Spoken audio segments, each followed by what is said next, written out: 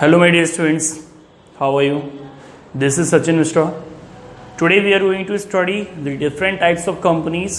तो आज हम लोग पढ़ने वाले हैं कि डिफरेंट टाइप्स ऑफ कंपनीज आखिर कौन कौन सी हैं. तो आखिर कंपनियों को क्लासीफाई किया जाए तो we can classify companies in 3 categories जो हमारे सिलेबस में है 11 के. वो private company, public company and 1 person company. और 1 पर्सन कंपनी जो ऐड हुई है वो जब से ऐड हुई, जब से कंपनी एक्ट 2013 आ गया है. इसके पहले 1 पर्सन कंपनी नहीं थी. ठीक है. तो सबसे पहले हम बात करते हैं अगर प्राइवेट कंपनी के बारे में कि आखिर प्राइवेट कंपनी क्या होती है. तो प्राइवेट कंपनी जो है, private company such type of company which has some restriction vides article of association. ये 3 रिस्ट्रिक्शन लगा देती है. एक तो मैक्सिमम नंबर ऑफ मेंबर, इसमें 200 से ज़्यादा नहीं हो सकते हैं, मोर देन 200 नहीं हो सकते हैं. और इसके अलावा restriction on invitation to the general public for subscription of shares and debenture, यानी कि ये पब्लिक को शेयर डिवेंचर खरीदने के लिए इनवाइट नहीं कर सकती है. Restriction on transferability of share, और इसके जो शेयर्स हैं वो फ्रीली ट्रांसफरेबल नहीं होते हैं. तो ये आपको खासतौर से 3 रिस्ट्रिक्शन ध्यान रखने हैं प्राइवेट कंपनी के. इसमें प्राइवेट कंपनी अपने नाम के बाद में प्राइवेट लिमिटेड वर्ड का यूज करती है, पीबीटी एलटीडी. ये इसकी खासियत है. मिनिमम मेंबर इसमें 2 होते हैं और मैक्सिमम मेंबर 200 तक हो सकते हैं. तो प्राइवेट कंपनी को हम क्या बोल सकते हैं कि प्राइवेट कंपनी है इस पर section 2 subsection 68 of Indian company act 2013. Private company means a company which wides articles.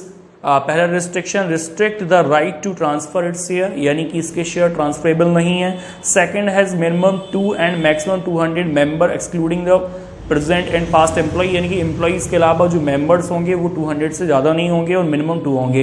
Prohibits any invitation to the public to subscribe for any securities of the company, यानी कि सिक्योरिटी का मतलब यहाँ share और debenture खरीदने से है. तो पब्लिक को एक तरह से इनवाइट नहीं कर सकती है for subscription of shares and debenture. ठीक है. तो इस तरीके से प्राइवेट कंपनी आ गई. अब बात करते हैं पब्लिक कंपनी. तो पब्लिक कंपनी में बेटा एक चीज़ आपको ध्यान रखनी है, कौन सी, यानी कि जो कंपनी कोई रिस्ट्रिक्शन नहीं लगा रही है, तीनों रिस्ट्रिक्शन हटा दो तो वो बन जाती है पब्लिक कंपनी. ठीक है.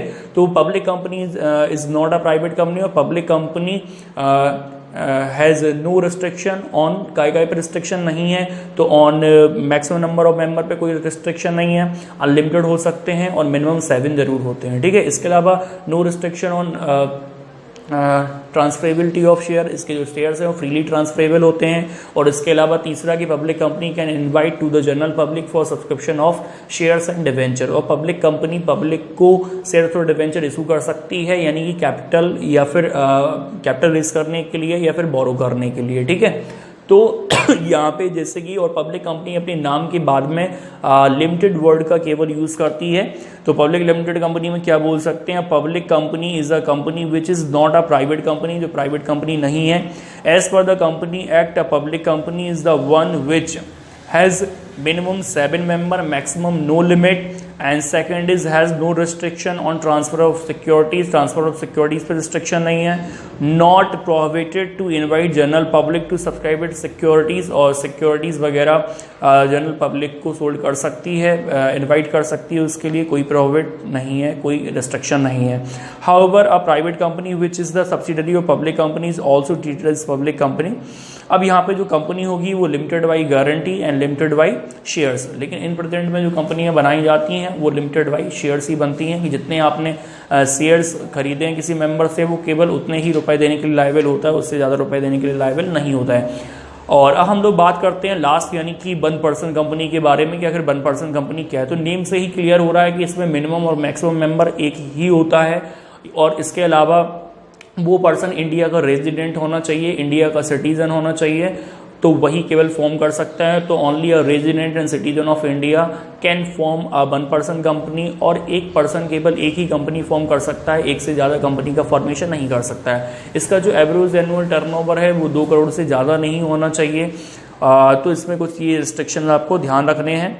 और इसके अलावा ठीक है, तो ये चीज़ आपको ध्यान रखनी है. तो 1 पर्सन कंपनी में क्या बोल सकते हैं कि the 2013 Act introduced a new type of entity to the existing list, that is apart from forming a public और private company के अलावा जो एक और कंपनी है OPC 1 पर्सन कंपनी. तो इसमें क्या है कि the 2013 Act enabled the formation of a new entity, a 1 person company, and 1 person company means a company with only 1 person as its members. तो उसमें केवल एक ही मेंबर होता है। और रिक्वायरमेंट 1% कंपनी के लिए क्या है, तो रूल 3 सब rule 1 provides that only a natural person who is an Indian citizen and a resident in India shall be eligible to incorporate OPC. तो ओपीसी को केवल एक ही पर्सन बना सकता है, वो इंडिया का रेजिडेंट होना चाहिए, इंडिया का सिटीजन होना चाहिए। No person shall be eligible to incorporate more than 1 OPC, और एक ओपीसी से ज़्यादा कोई एक पर्सन नहीं बना सकता और become nominee in more than 1 such company. ठीक है, इसके अलावा OPC to compulsory convert itself into public और private company in certain cases. कुछ केसेस में ओपीसी को यानी कि प्राइवेट या पब्लिक कंपनी में कन्वर्ट करना पड़ सकता है। Where the paid up share capital of an OPC exceed 50 lakh, अगर paid up share capital 50 lakh से ज़्यादा हो जाए तो फिर उसको कन्वर्ट करना पड़ेगा। और its average annual turnover during the relevant period exceed 2 crore, और अगर उसका जो एवरेज एनुअल टर्नओवर है रिलीवेंट पीरियड का वो 2 करोड़ से ज़्यादा हो जाए। It's shall cease to be entitled to continue as a 1 person company. ठीक है, तो इस तरीके से हमारी ये यानी कि डिफरेंट टाइप्स ऑफ कंपनी हो गए हैं। Thank you very much for watching this video and don't forget to share to your friends. Thank you.